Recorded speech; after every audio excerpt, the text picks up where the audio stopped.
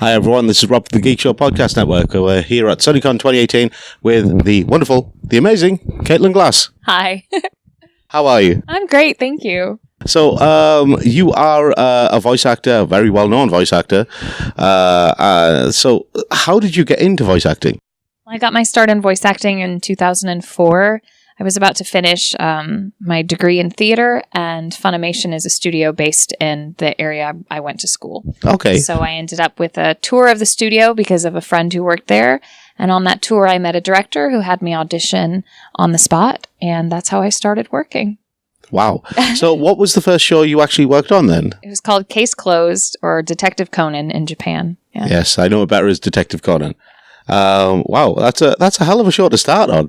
It was Funimation had acquired it, and I got in episode 1 of that show. So yeah, it's still going on, isn't it? Not in English. I think we didn't continue. I know there's still like regular movies there for are it. at least movies, if not. I think there's isn't there around something like 20 or 30 films? I don't know. We haven't done that many of them. We've only done a handful. They started crossing over with like Lupin at some point, and then I was just kind of okay. Well, if this crosses over with Dragon Ball, then I'm out. So, how has life been as a voice actor? What's it been like being a well-known voice actor in the anime community? It's strange to say that it's pretty normal to me now, because I've been doing this is like my 15th year. Yeah. Doing this work, and I started out very fortunately getting to be in some pretty big shows as far as dubbed animation. Yeah. It was back in 2004 with Full Metal Alchemist. Yes, I remember you from that. Yeah, so because of that, I jumped right in with both feet to going to conventions and that kind of thing. So it's just my normal life for now, though there hasn't been much time where I'm voice acting and just voice acting. Yeah. I started directing after a year of voice acting, so that's actually what I do most of the time now. Yes. I'm a full-time director. But yeah, it's normal to me, and I don't feel like a celebrity. It's the type of celebrity that still lends itself to anonymity. I can go about my daily life, and no one's stopping me on the street or anything like that, which is great. It's not the Nicolas Cage level where everyone just points at you. Right, exactly. Okay, so you mentioned that you're a director now. So what was that transition like, going from voice actor to director? Well, I started directing not long after I began voice acting, so it wasn't, I don't know, it just kind of seemed like the natural progression of things at that point. Not that there wasn't still things to be learned as an actor. Certainly there always is. But I just wanted another challenge. I wanted to be around the studio more. And so I asked about directing and had to get trained. And then the first thing I directed was also a few episodes of Case Closed. And for a while, I just filled in for other directors while they were sick or out of town. And it wasn't until 2006 that I had my own show, and that was Suzuka. And then I worked on One Piece, and I can't remember if I had another full show of my own. I don't think so. Not until Ouran Host Club in 2008. So you mentioned Doron. What was it like being on a show, as being in charge of a show as beloved as Ouran is? Well, at the time, it was extremely beloved, but probably not as much as it is now to Western audiences. I discovered Ouran when it was still new in Japan and as it was coming out there. And I just knew that I wanted to be a part of it and hoped that we would even get to bring it to American audiences. Yeah. Because at that time, Funimation was still growing. Yeah. We didn't have a ton of shows. We were getting new shows frequently. We were running about 4 different studios, whereas now we run 9 studios that do 2 shows a piece, and some of them run in the evening as well. Yeah. So back then it was a lot slower pace, and Dragon Ball still ruled the day for us. Dragon Ball still rules today, doesn't it? For us, but like that was just a big part of what we did, and so I didn't even know that we would get it, and I had no idea that it would mean so much to so many people for so long. I just wanted to do justice by the show that I really loved. That's why I was excited to be a part of it then, and 10 years later, still am. Yeah, but you actually played a major role in Ouran as well. Yes. Yes, I also play Haruhi Fujioka. So how did that come about, being the director and effectively the lead role in that series? Right. It was never my intention to play her. It's something that just kind of occurred. Really, when I saw the show, I just wanted to direct it. Sometimes as actors, you see an anime and you go, I want to be that character if I ever can. But you have no control over that as an actor. You don't know what studio will acquire it, what director will then be working on it if they ask you to audition or even consider you. So for me, it was about directing it and being at the helm of it. And after holding auditions and listening to the ensemble that I had chosen for all the male characters, I just wasn't finding the right voice for Haruhi that fit into that ensemble. And then other actresses that you would assume would be great in the part did do a great audition, but I found that I needed them other places. I see. Because this was 10 years ago and our talent pool was growing, but it's still much bigger now than it was then.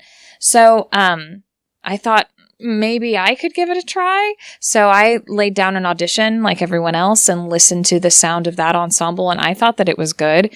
My producer, Mike McFarland, who also plays Ranka Fujioka in the show, being that he's my boss, he has to sign off on the casting, and he wanted to be able to have a ready answer to anyone that said, oh, Caitlin, just cast yourself in the lead. So I was not really officially allowed to play her until I had tracked an entire episode. So he came in, he also gave me a few pointers, things to try differently with the voice. And after he'd heard an entire episode where he could hear how my Haruhi interacted with the rest of the cast, then he was convinced. And he said, okay, it's yours. So how does, because you mentioned you studied theatre, how does that help with being a voice actor and a director? Oh, gosh. It is of the utmost importance, in my opinion. Not that you can't be a voice actor without theater training. Plenty don't have theater training. But I say that. Plenty don't have a theater degree, but they may have training from some point in their life, whether it was, in high school or a couple classes in college, or who knows, they've been in the performing arts somewhere in their life. But I think that it helps the most just because you don't have a lot of time to make decisions when you're voice acting.